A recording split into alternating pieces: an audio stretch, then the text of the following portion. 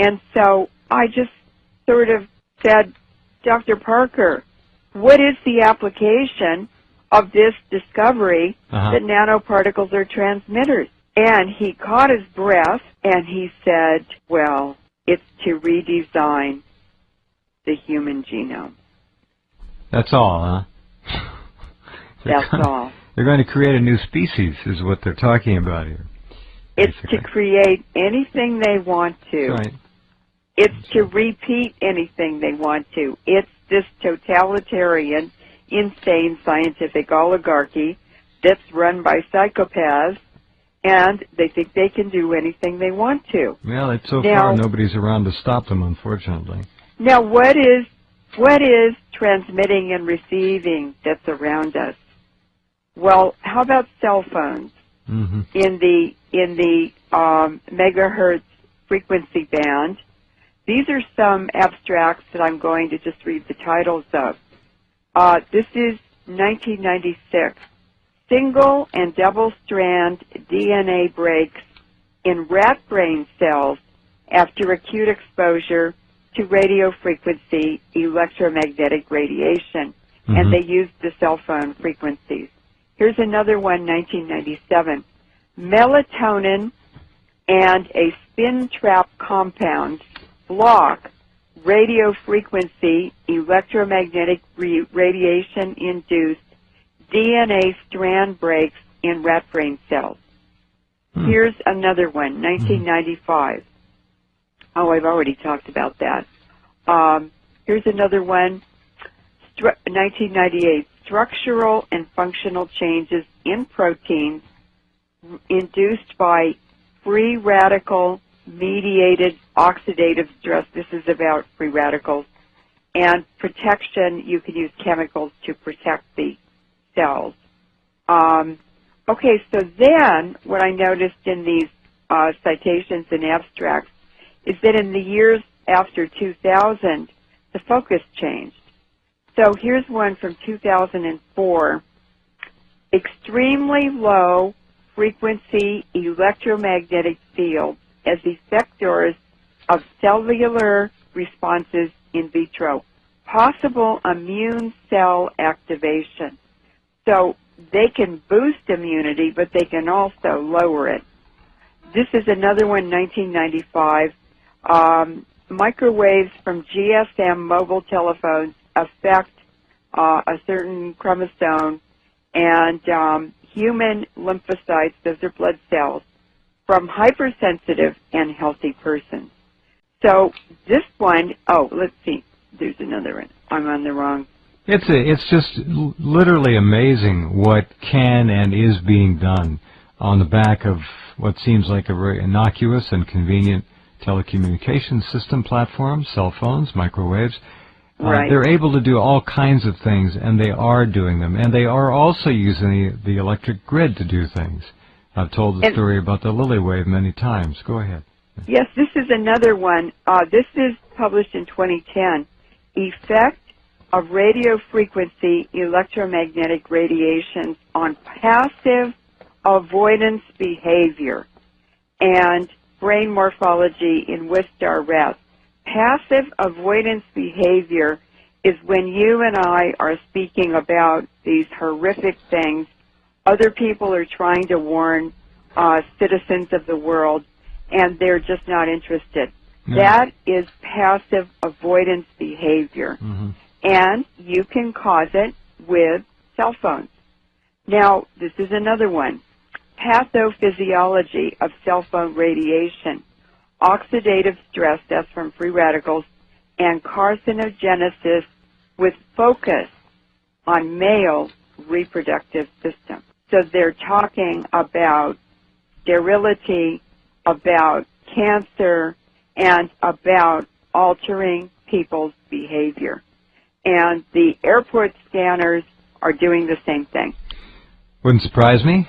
No. I'm amazed that people, there's very little attention being paid to the electric grid. And as all of you listening know, it is surrounding you and everybody you know 24 hours a day. Your home, your office, it doesn't matter. It's called wiring in your walls. And that 60 hertz electric service that you rely on to power your goodies can also be used to carry any kind of telecommunication business you can imagine, and I would submit mind and behavior altering and control platforms as well. It's all doable. Well, if they don't want to use the electric grid and hard wires, they can go to the microwave systems interlocked throughout the cellular broadcast systems in this country. They can tap in anywhere, anytime they want to. It's very simple to do. It's very simple to do because we are electrical systems and we transmit and receive just like any other antenna. We're electrical first and chemical second, and unfortunately most people don't understand that. We are electric beings. That's right. And a lot of this was described in the 1930s in the lectures that Bertrand Russell gave at Oxford University. They were printed or published in a book in 1952 called The Impact of Science on Society. And I would like to read a paragraph, if that's okay. Yeah, we have 3 minutes, so you have to hurry. Okay. A totalitarian government with a scientific bent might do things that to us would seem horrifying. The Nazis were more scientific than the present rulers of Russia and were more inclined to the atrocities that I have in mind. If they had survived, they would probably have soon taken to scientific breeding. Any nation which adopts this practice will, within a generation, secure great military advantages. The system, one may surmise, will be something like this, except possibly in the governing aristocracy. All but 5% of males and 30% of females will be sterilized.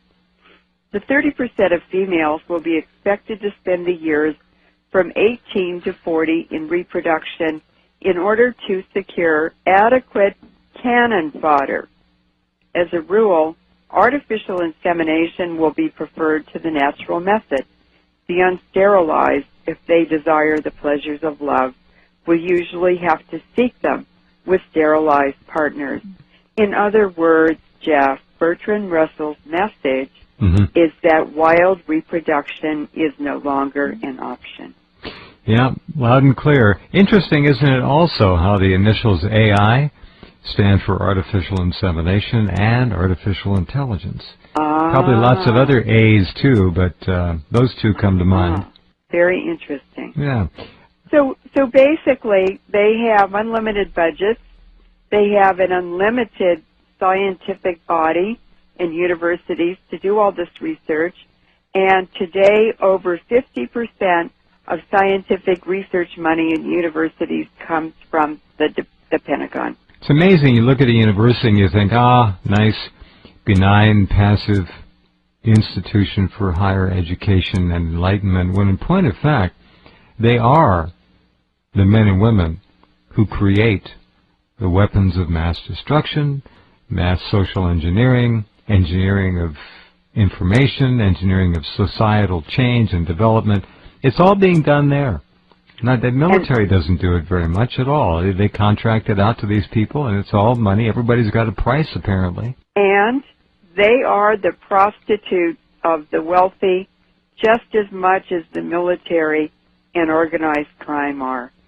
The ruling elite stand on those three legs. Couldn't agree more. Talk to them, and they'll say, we're just doing our job here. They don't want to think. Go ahead. They have no conscience about it. No. Most of them don't. They don't care. They don't want to know. They don't look beyond their little laboratories and what they're doing with their grant money. And they don't want to know down the road that they may be literally participating in the deaths of millions of people. And that's a fact. It is a fact. And, you know, the uranium levels, I plotted them on a graph for Los Angeles, 1999 to 2009. And the Los Angeles Department of Water and Power has been measuring uranium in the drinking water there since 1999, and you can actually see the big battles in the water, the uranium levels in Los Angeles drinking water. And what's happening in Los Angeles schools is that the boys are disappearing from the classroom. Yeah, yeah. It's the decade. It's the century of disappearing males now. Well, they're being feminized by the culture on top of everything else. So That's what right. what chance does the average male really have long term? The dominance of the female, the estrogens and phytoestrogens, and how many different foods? Oh, it's unbelievable. Everything. Yeah, it's all over. Leuren, thank you again for enlightening us so much. I appreciate you very much, and I look Thank forward you, to our Jeff. next conversation. Merry Christmas to you, my friend. Thank you, and we all appreciate you so much and wish you a Merry Christmas, too. Thank you. Thank you. Thanks. Thank Take you. care. Good. Leuren Moret. And there you have it. All right. Hour 3 coming up. Want to. Well, it's so Now- far nobody's around to stop them, unfortunately. Now, what is transmitting and receiving that's around us? Well, how about cell phones Mm-hmm. in the megahertz frequency band? These are some abstracts that I'm going to just read the titles of. And a spin trap compound block radio frequency electromagnetic radiation induced DNA strand breaks in rat brain cells. Here's another one, 1995. Oh, I've already talked about that. Here's another one.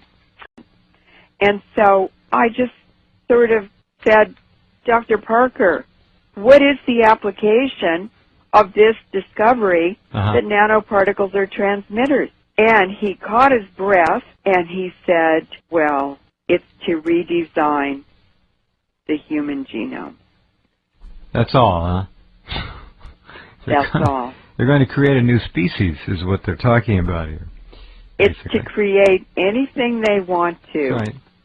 It's to repeat anything they want to. It's this totalitarian, insane scientific oligarchy that's run by psychopaths, and they think they can do anything they want. This is 1996.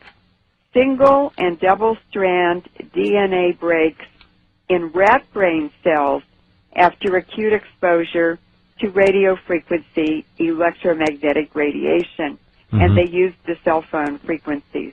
Here's another one, 1997. Melatonin